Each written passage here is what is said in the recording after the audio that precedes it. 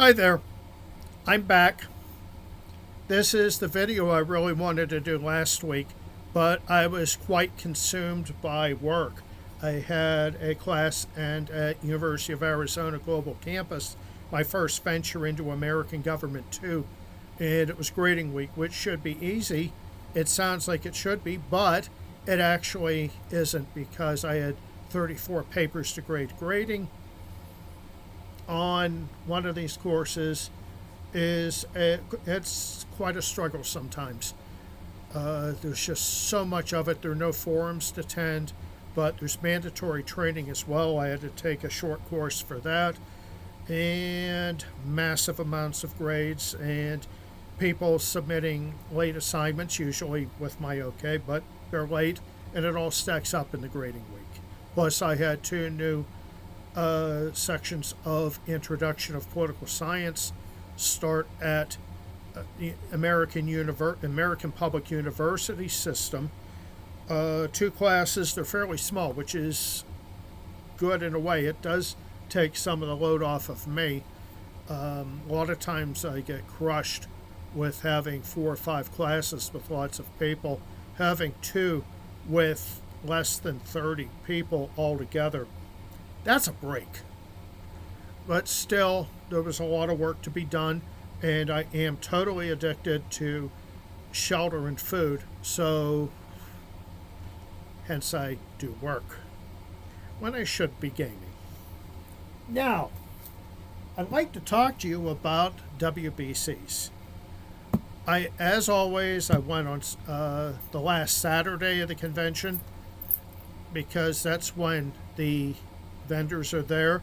They're finishing up, and I like to see my friends, vendors as well as players. Usually Lisa goes with me. This year she didn't because she had to babysit dogs. They did not want her to go. You may see Dudley somewhere in this video. Right now he's carrying a toy around, and but out of view. And Lisa had her dog Diego here, who was supposed to be a dachshund, but he's a dachshund mixed, but he's 51 pounds. So upon further review, I don't think so. But they're best friends, and she was taking care of them while I was gallivanting out in the mountains at Seven Springs. A lot of people don't like Seven Springs. They say it's too far out of the way. For me, it's convenient. It's less than an hour and a half on the turnpike. It's a day trip for me because I always spend just one day. I've never spent more than one. And it's actually quite an easy commute compared to Origins. Now, with Origins, I go there, it's work. I do a bunch of presentations, usually 4 for Armchair Dragoons and also Origins War College. There's networking, plus I'm always still teaching, and there are very few wargame vendors or players there by comparison. It's a huge convention, but we're in the minority now, a very small minority. Some people call it the wargame headquarters, where the Armchair Dragoons set up. I think if you're looking from the outside, a less hopeful term might be Wargame Ghetto, but it's fun. And I usually end up buying stuff there, lots of it, but things that I might not be interested in otherwise. This year I bought role-playing products, Traveler, RuneQuest especially, which it's just keeping an open mind and broad interests in gaming and trying to avoid the board game, war game apartheid, which seems to strike too many people. And I'm not a purist, and I don't believe in specialization. Specialization is for insects. So I try to keep my mind open. I try to get into other things, and that's what Origins is for. WBCs, that's wargame dominated. It's much smaller. The vendors tend to be wargame companies. Some of them weren't there this year because of a conflict with Gen Con in Indianapolis. And Gen Con can lead to a lot more sales for people. So And when push comes to shove, in a competition between WBC and Gen Con, from a commercial standpoint, Gen Con is going to win. WBC has a convention center and a little tiny outside vendor area at Seven Springs in the mountains of western Pennsylvania. Gen Con has Lucas Oil Stadium and the Indianapolis Convention Center. So it's massive. WBC, a little more intimate, a lot more intimate. But I love WBC because I get to see friends, people who play, people who sell, sometimes friends from overseas, which is great. People come long distances for WBC, and it's a players' convention. I don't do much playing. I've done some play testing there in the past. For me, the real joy is going there and meeting friends and maybe making some new ones. And I think in that way, it's mission accomplished. Now, one of the games I bought is from GMT, Imperial Struggle. I've been interested in the French and Indian War forever, basically because it's local. I grew up on it. Went to the Fort Pitt Museum with my family as a little kid. When I was unfortunate enough to work at the First National Bank of Evil, a lot of times I would take my lunch hour and walk down to Point State Park, the forks of the Ohio, and see where Pittsburgh began and see where the French built Fort Duquesne. Now, this is part of a much larger struggle. The 7 Years' War was basically global and was something of a original First World War. So this is stuff that I've just gotten more interested in once I realized that the French and Indian War was important, but it was but a little tiny corner of a larger conflict. And the 7 Years' War and the 7 Years' War in North America was one episode in a much longer rivalry between Britain and France. So this was a mandatory purchase. Another one, this is a little different from Catastrophe Games, is Lonely Cairn. It's a game on the Franklin expedition to find the Northwest Passage through what is today Nunavut and the Northwest Territories of Canada. And what happened with the Franklin expedition in 1846 and 1847 was it disappeared. As it turned out, the crews and the officers abandoned their ships when they were iced in. Their food was contaminated with lead. They may have been driven insane by lead poisoning, and they died trying to escape and travel over the ice to, as I recall, Hudson's Bay Company trading posts, and they never made it. The ships were eventually found not too long ago in pristine condition on the bottom of the Arctic Ocean, and many of the crew's graves have been found too. But there actually is a game on this. And also, too, I should mention in terms of pop culture, there was a horror show about this, a miniseries, as we used to call it in the 70s on AMC, called The Terror, with Jared Harris as one of the captains. Excellent show if you like horror fantasy based on history. Don't look for too much history beyond the fact that these were their names, these were their ships, because you start getting into horror elements, and that's just fun. But it was a great series and something that really went to my wheelhouse of interest. So, it's not the end. I always pick up stuff from Worthington. It just seems to work out that way. They've got great titles. I've got more than I can really fit on my shelves. And one that I got was 414 BC, Siege of Syracuse. Now, back in the day, I developed Paul Rohrbaugh's game on the Siege of Syracuse for Turning Point Simulations, So I'm real interested in seeing how these games compare, how they differ, the similarities, and also too, I have a self-inflicted classical education with help from Duquesne University. One of my favorite classes, by the way, was Hellenistic history with the late Professor Jerry Clack. One of the best professors I ever had, and a guy that, in some ways, I wish I could model myself more after in a professional capacity. But he really stoked my interest more than it was in the ancient world. And by the way, he was a tough grader if you're interested. It wasn't a cake course by any means.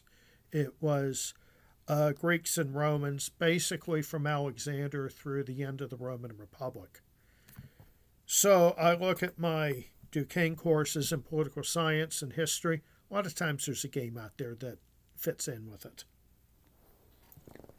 Another one, and this is something that I'm immersed in right now. Not this game, but the subject, the 7 Days Battles.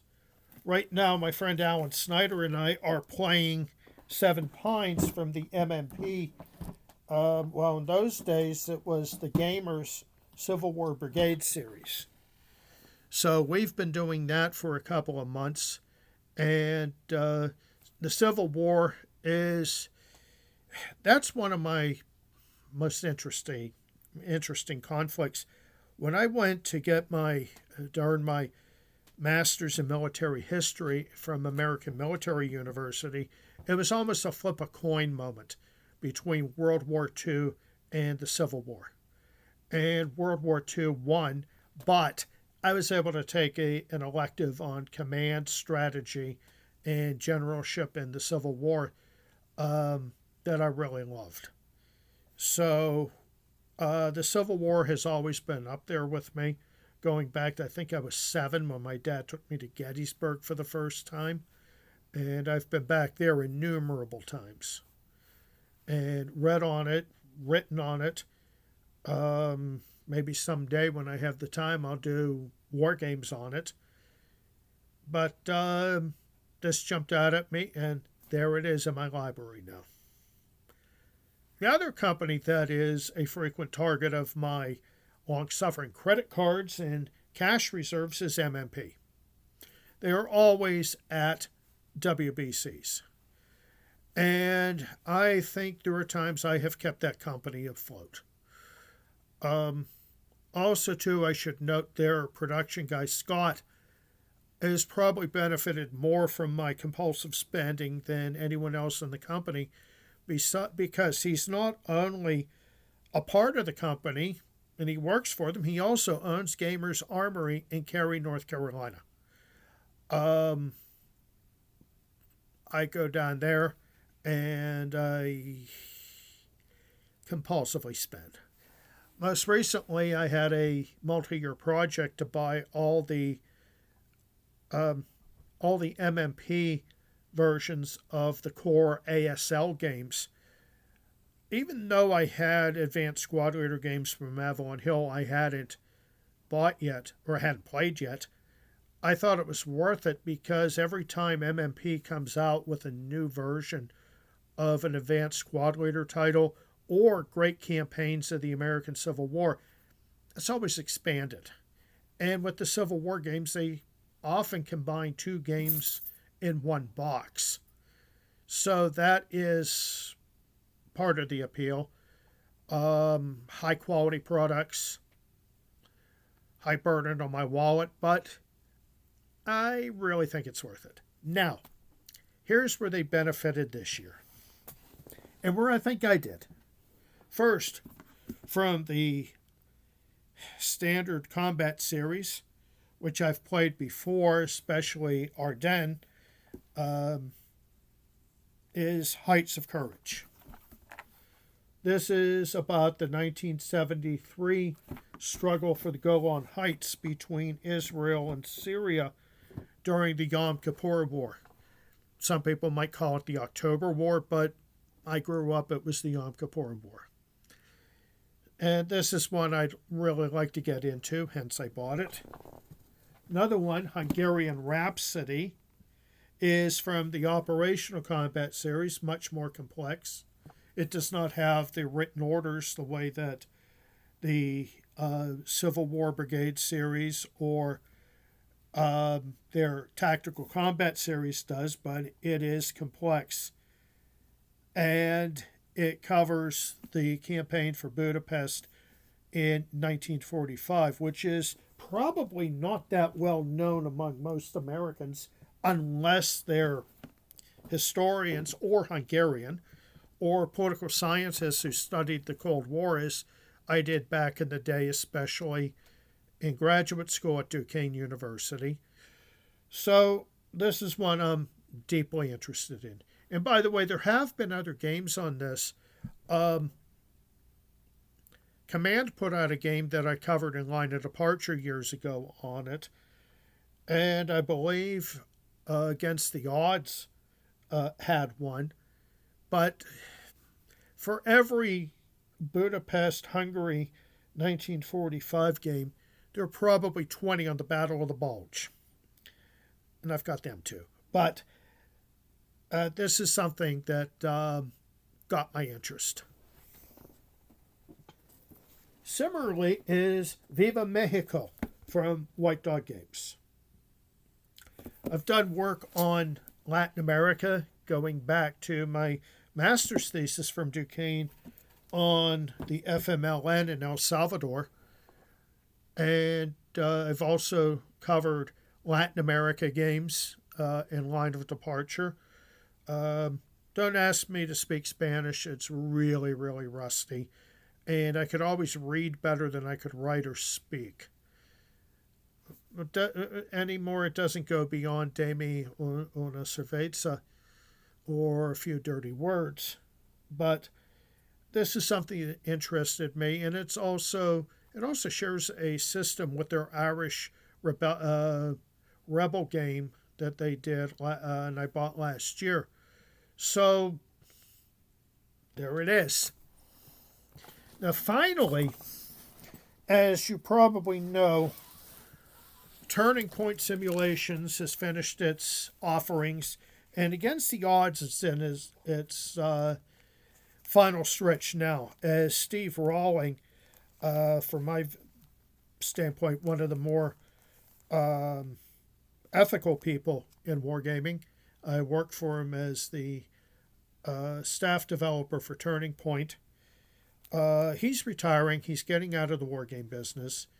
And so I'm picking up Against the Odds titles that I haven't had before. So one is the sequel to Rome Incorporated, basically Rome Incorporated 2, which picks up where the old solitaire game left off. Now I got both. Also, Clash of the Carriers on the Battle of the Philippine Sea with the Great Marianas Turkey Shoot. Like I said, I have a master's degree in military history from AMU, that American Military University, that concentrates on World War II. So this is a big, big draw for me. Also, Cities of the Damned, Aachen and Casino, which follows their Pacific games on Wake and Peleliu. And this is something that I like the idea of buying into the series, and this gets my attention as well because I've actually been to Aachen. And I'll tell you this, there's not a whole lot of the old city left thanks to this battle.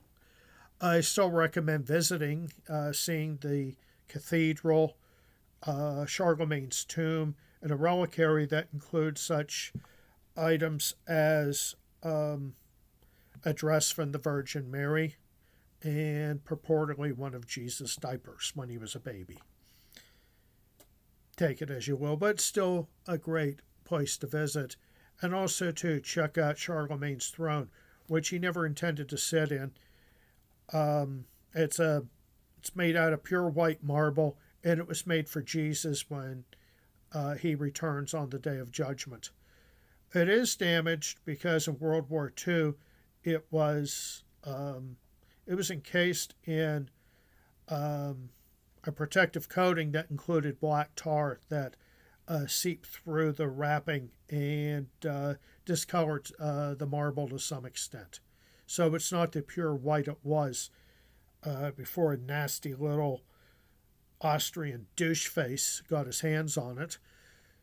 But Aachen is still a great place to visit, and it's the first German city to be captured during World War II by the Western Allies. So it has that appeal, and here's a game on it. There aren't too many, by the way. I know that there was one from Moments in History called Piercing the Reich that used the same system as Triumphant Fox, which I've covered both in the print edition of Line of Departure. So this is a follow-up, and this is something that, let me tell you this. Anytime that I see a game based on a battle where I have visited the battlefield, chances are I'm going to be shedding money and picking up a game. And this is a great example of it. So that's my trip to WBC this year. And hopefully the dogs will allow Lisa to go back next year with me. She likes her nerd festival. And I certainly enjoy it too. And as always, please subscribe. I'm trying to monetize this, so it won't cost you anything, but it might help a brother out. Like if you like, tell your friends and share. In the meantime, enjoy your gaming and enjoy the videos that I have coming up. This won't be the last one, and I'll have more on wargaming, political science, military history especially, critical thinking. You've already seen 2 on Occam's Razor. There are more coming. The literature of history. This is the great thing with having a scattering of things I'm interested in means that there'll be a whole ton of stuff and a variety of things that I'll be doing videos about.